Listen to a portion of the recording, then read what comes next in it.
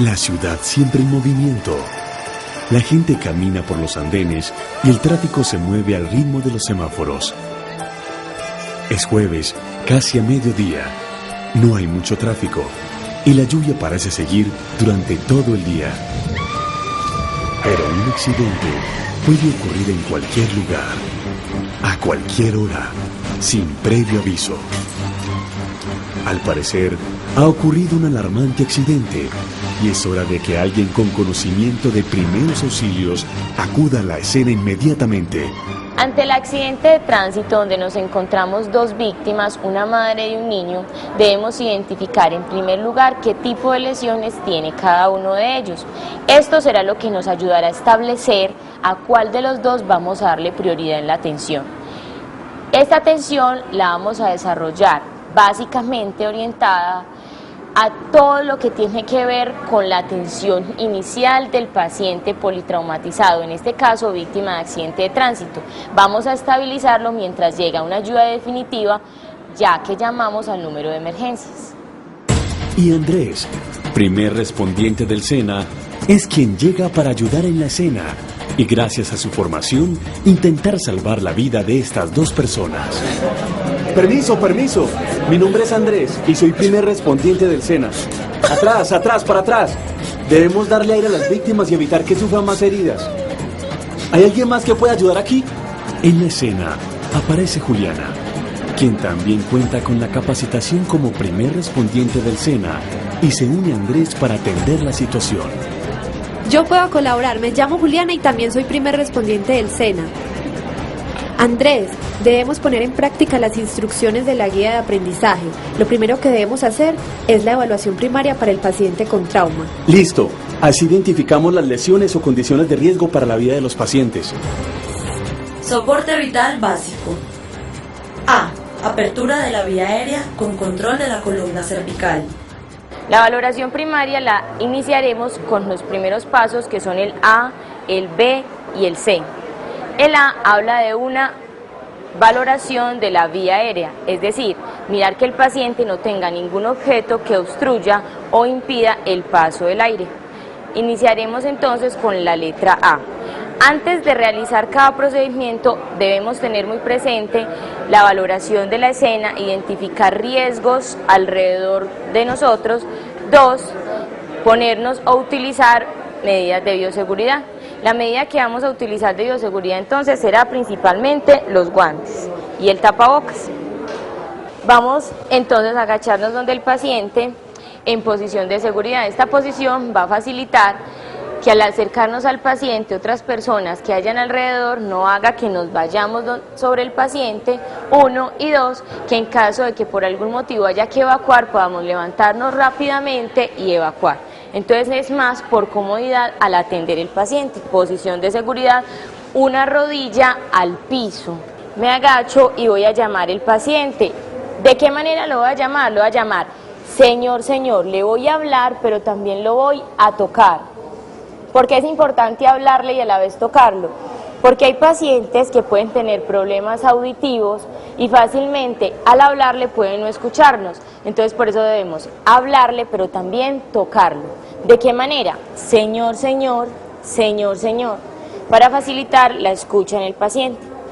Si el paciente responde, entonces yo debo presentarme, decirle que soy un personal que tiene conocimientos básicos en primeros auxilios, que soy un primer respondiente y que le voy a prestar una ayuda y un apoyo para que él se sienta mejor, para que él se sienta tranquilo y sepa que rápidamente va a poder ser trasladado a un centro asistencial. En caso de que el paciente no responda, entonces vamos a proceder a hacer paso a paso el ABC. El A, iniciamos entonces con la vía aérea permeable. Voy a acercarme al paciente y voy a colocar una mano en la frente, otra mano en el mentón, voy a llevar la cabeza hacia atrás y voy a abrir la boca del paciente mirando si tiene algún cuerpo extraño. En caso de que tenga un cuerpo extraño o un objeto en la boca, voy a introducir mi dedo en forma de gancho y lo voy a retirar. B. Respiración, buena ventilación. Después de la A, voy a pasar a la letra B. La letra B habla de la buena ventilación. Voy a verificar si este paciente que no responde, respira o no respira. ¿De qué manera voy a verificar si respira o no respira? Mediante la técnica del MES. M de mirar, E de escuchar y S de sentir. Voy a agacharme entonces y voy a mirar el tórax del paciente verificando que suba y que baje, es decir, que se expanda. Voy a acercar mi oído entre la boca y la nariz del paciente y voy a contar de 7 a 10 segundos, voy a mirar si ese paciente respira o no respira. Entonces cuento 1, 2, 3, 4, 5, 6, 7, 8, 9, 10 segundos. No estoy contando la respiración, solo estoy verificando si el paciente tiene o no tiene presencia de respiración. En caso de que no encuentre presencia de respiración, debo empezar a darle 2 ventilaciones de rescate. Si encuentro presencia de respiración, entonces voy a pasar a la letra C. C. Circulación. Durante la C procederemos a buscar signos de circulación. Los principales signos de circulación son tos, que el paciente hable y que tenga movimiento. En caso de que no encontremos ninguno de estos signos, esto nos indica que nos encontramos ante un paro cardiorrespiratorio. En caso de que el paciente tampoco tenga respiración, entonces debemos de proceder a realizar una reanimación cardiopulmonar.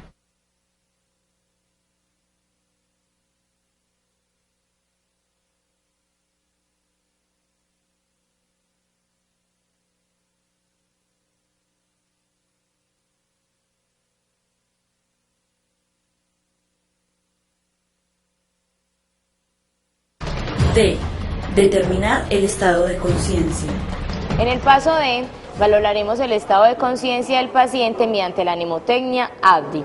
A, alerta, V, verbal, D, dolor y la I de inconsciencia.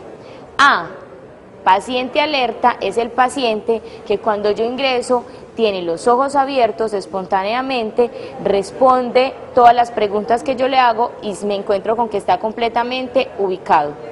V, el paciente verbal, es ese paciente que yo tengo que llegar a hablarle, a hacerle preguntas para que él pueda responderme. El paciente D, es ese paciente que cuando yo ingreso y lo llamo no me responde, lo toco, no me responde, por lo cual yo debo hacerle un estímulo doloroso. ¿En qué consiste el estímulo doloroso? Consiste en hacer o generarle un dolor al paciente. ¿En dónde puedo generarle ese dolor? 1. En las uñas, puedo presionar la uña fuertemente haciendo que él pueda responder a ese dolor. O 2, en la región hipotenar, que es la palma de la mano, en esta parte exactamente, yo puedo generarle una presión para causarle dolor y que él pueda tener una respuesta. Después del paso D, si el paciente no responde definitivamente a ese dolor, yo voy a considerar que ese paciente es un paciente que se encuentra inconsciente. E. Exposición con el control de la hipotermia. El paso de la valoración secundaria se refiere a realizar una exposición completa del paciente. Es decir, voy a evaluar desde la cabeza hasta los pies qué lesiones ocultas puede tener ese paciente que pongan en riesgo su vida. Voy a empezar entonces a hacer un examen cefalocaudal, repito, de la cabeza hasta los pies. Empiezo por la cabeza y voy palpando con mucho cuidado, sin generar movimientos bruscos, voy buscando presencia de hematomas, presencia de deformidades, posibles fracturas para poder inmovilizar. A medida que voy encontrando lesiones, puedo ir tratando. Si me encuentro una hemorragia, controlo la hemorragia. Si me encuentro una fractura, voy a inmovilizar la fractura, etc. Si encuentro algún tipo de lesión que pueda comprometer esa vida del paciente, entonces voy a tratar esa lesión en el momento en el cual la identifico. Sigo entonces por los brazos, también voy a ir mirando a medida que voy palpando la cara del paciente y los gestos que hace el paciente. ¿Por qué es importante hacer esto? Porque si yo me encuentro un paciente que posiblemente no responde, pero que al generarle una presión en algún lugar de su cuerpo responde con un gesto de dolor, quiere decir que en ese lugar puede haber una lesión, la cual yo debo identificar y tratar inmediatamente. Sigo entonces con el tórax, voy palpando el tórax, que no haya ningún tipo de deformidad. El abdomen debo de palparlo con mucho cuidado Repito, no debemos realizar movimientos bruscos en ese paciente. Sigo con los miembros inferiores, voy palpando con mucho cuidado. Voy palpando los miembros inferiores, identificando lesiones. La valoración se debe hacer por arriba, por abajo, por delante, pero también debemos hacerla por detrás.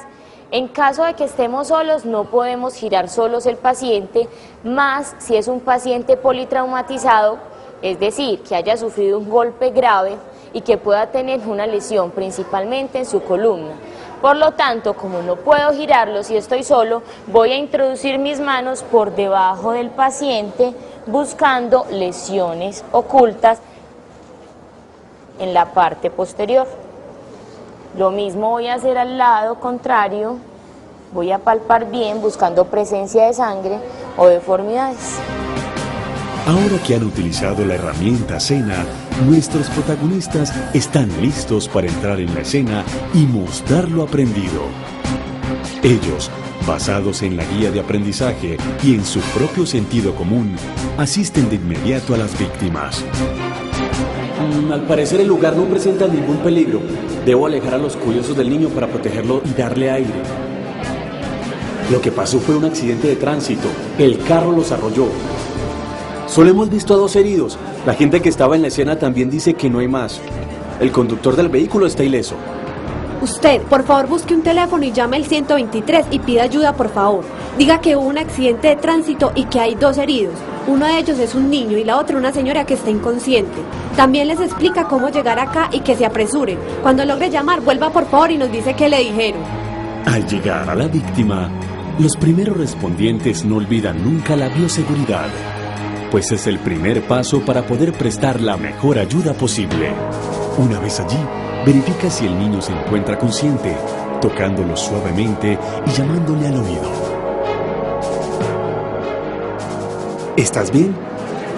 Yo estoy aquí para ayudarte. No te muevas mucho. Cuéntame, ¿te duele algo?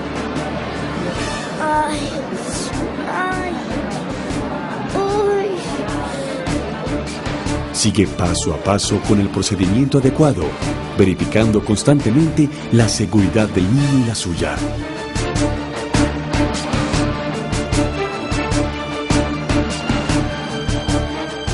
El ABC primario consiste en una serie de pasos que se realizan para la evaluación o la valoración inicial de ese paciente.